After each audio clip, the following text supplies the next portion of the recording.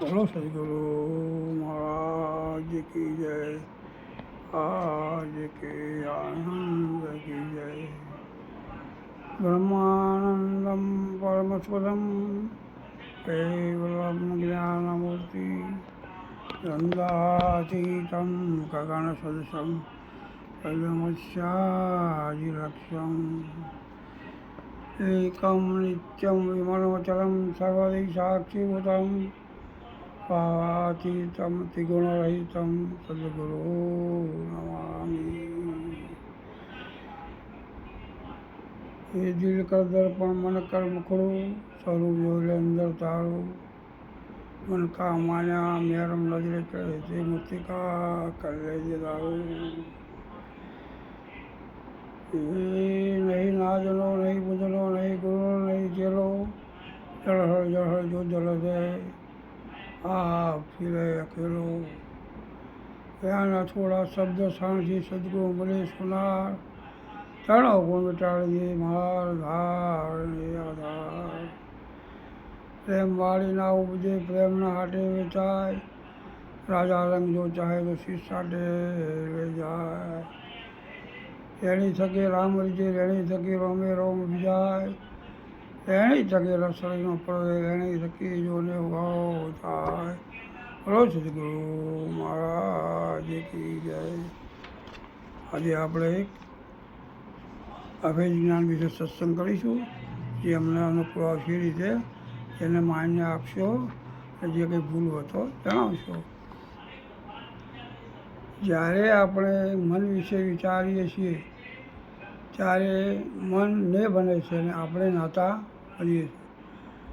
પરંતુ આપણો ચૈતન્ય સ્વરૂપ આત્મા જ્ઞાન સ્વરૂપ છે.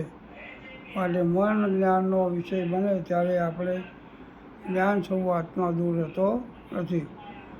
જ્ઞાન સ્વરૂપ આત્મામાં કે ચૈતન્ય તો આપણું નિજ સ્વરૂપ છે અને તેમાં જ મન જે ને છે તેની અનુભૂતિ થાય છે. જો સમગ્ર બ્રહ્માંડનું અધિષ્ઠાન એક અતિશય ચૈતન્ય આત્મા જ હોય અને જે બ્રહ્માંડ ને છે તે આત્મા રૂપે અધિષ્ઠાન પર આરોપ હોય તો સ્પષ્ટ છે કે આરોપ અને અધિષ્ઠાન વચ્ચે દેશ અને કાળનો કોઈ અંતર નથી. જેમ દોરીને સર્પ વચ્ચે કોઈ અંતર નથી.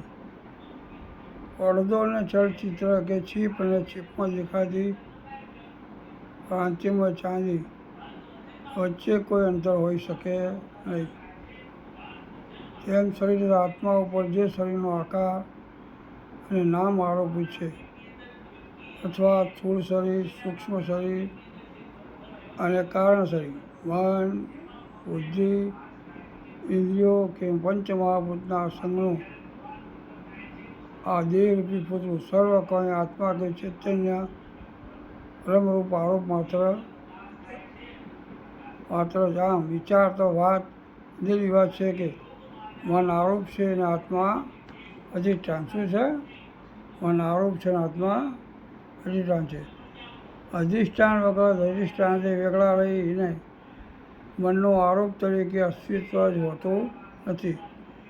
આરોપનું જે જ્ઞાન છે તે પણ આત્માના જ્ઞાન કે ચૈતન્યના લીધે જ છે. આ મન આરોપ છે અને આત્મા અધિષ્ઠાન છે તો પણ મન અને આત્મા વચ્ચે અંતર નથી અને મન આરોપ તરીકે ને છે. જ્ઞાન સ્વરૂપ આત્મા જ નાતા છે તો પણ નાતા ચૈતન્ય વગર નેનું જ્ઞાન શક્ય નથી. અર્થાત નાતા ચૈતન્યમાં જ નેનું જ્ઞાન થાય છે. માટે નાતા અને ને વચ્ચે દેશકાળમાં અંતર નથી. માટે જ મન વિચારણા માટે સર્વદા પ્રત્યક્ષ મોજૂદ છે. તેથી મનની શોધ માટે ગ્રંથ કે પુસ્તકોની જરૂર નથી. કારણ કે મન પ્રત્યક્ષ છે, કદાપી મન પરોક્ષ નથી. પરંતુ મનની શોધ માટે મનના સ્વરૂપની પારખ માટે જરૂરી છે. માત્ર વિચાર માર્ગની કોઈ પણ વસ્તુ વ્યક્તિ કે પરિસ્થિતિને જાણવા વિચાર કરવો પડે છે. વિચારનો પ્રવાહ એ જ મન છે. વિચાર હંમેશા સાકાર હોય છે અથવા વિકાર અથવા વિચાર આકાર સાથે જન્મે છે. આકારને નામ છે, આમ નામ અને આકારનો વિચાર હોય છે. સ્વતંત્ર વિચાર સંભવતો જ નથી. એટલે કોઈની સાથે સંકળાયેલો ના હોય તેવો વિચાર વાસ્તવમાં હોતો નથી. આમ વિચારમાં નામ આકાર મિથ્યા છે, તો તેની સાથે સંકળાયેલા વિચાર સત્ય કેવી રીતે હોય? અથવા વિચાર કે વિચારનો સમૂહ કે પરવા જેને મન કહેવાય છે તે પણ મિથ્યા જ કહેવાય છે. મિથ્યાનો અર્થ જ એ છે કે મન સત્ય વસ્તુ નથી. મન કે વિચારો મિથ્યા છે તેવું જેને સમજાય છે તેને દ્રશ્ય અને દ્રષ્ટા કે જ્ઞેય અને જ્ઞાતા એક છે તેવું સરળતાથી વિચાર દ્વારા સમજાય છે. તેવું જ્ઞાન જ છે તે કંઈ મુજથી દૂર નથી. અર્થાત તેવું જ્ઞાન મારી અંદર મારા ચૈતન્ય સ્વરૂપમાં છે. મનને મિથ્યા જાણવું, આવું કહેવાથી મિથ્યા મન જ્ઞેય કે દ્રશ્ય છે અને હું તે જ્ઞેય જે મિથ્યા છે તેનો જ્ઞાતા છું. અરે જ્ઞેય અને જ્ઞાતા બંને અંતે હું ચૈતન્ય સ્વરૂપ પર આરોપ છે. જ્ઞેય અને જ્ઞાતા બંને મુજથી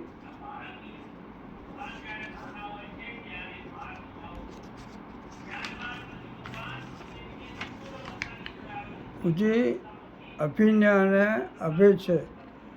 મૂળ જ્ઞાન સ્વરૂપ આત્મામાં જ. આમ વિચાર તો નિષ્કર્મ એવો જ તરી આવે છે કે જો હું જ ને મન છું, હું જ આત્મ સ્વરૂપે નાતા કે સર્વનો સાક્ષી છું, કે તો મન પાછું વાળવું કોનાથી અને મનને નિવૃત્તિ કરવું શેનાથી?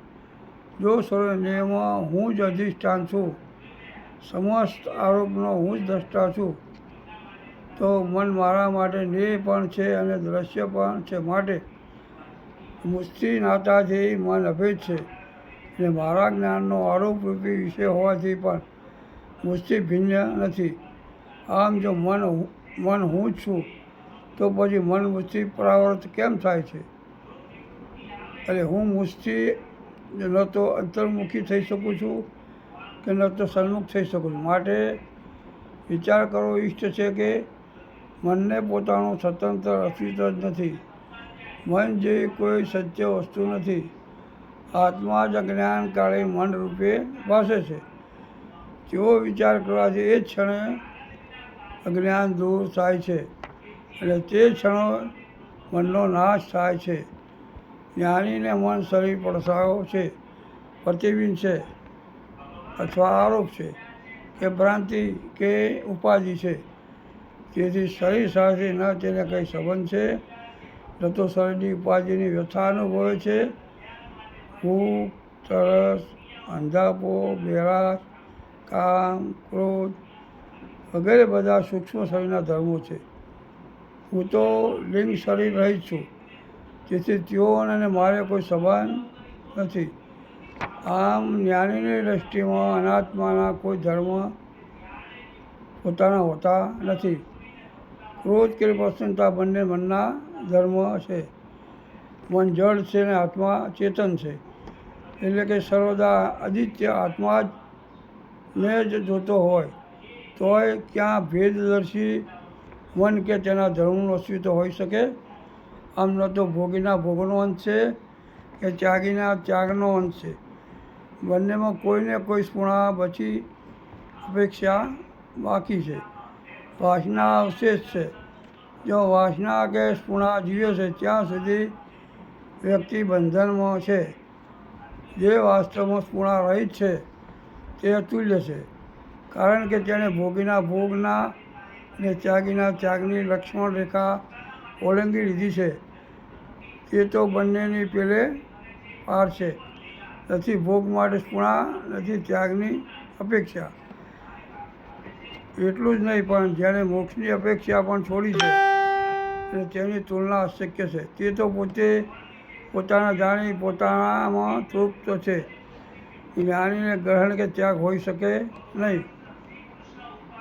જ્ઞાની ભોગ અને ત્યાગથી પર છે. જ્ઞાનીને વાસ્તવમાં પ્રારબ્ધ પણ નથી.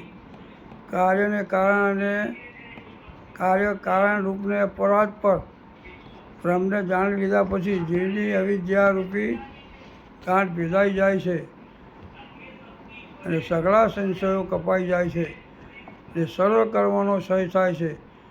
જ્ઞાનીને ભોગનું સુખ કેવું અને દુઃખ કેવું, જેને જીવન રૂપી સ્લેટ પર પહેલાં ભૂતકાળને ભવિષ્યના લીસોટા ભૂસી નાખ્યા છે, તેને ભૂતકાળની દીધા અને ભવિષ્યની આશા તેની પાસે છે.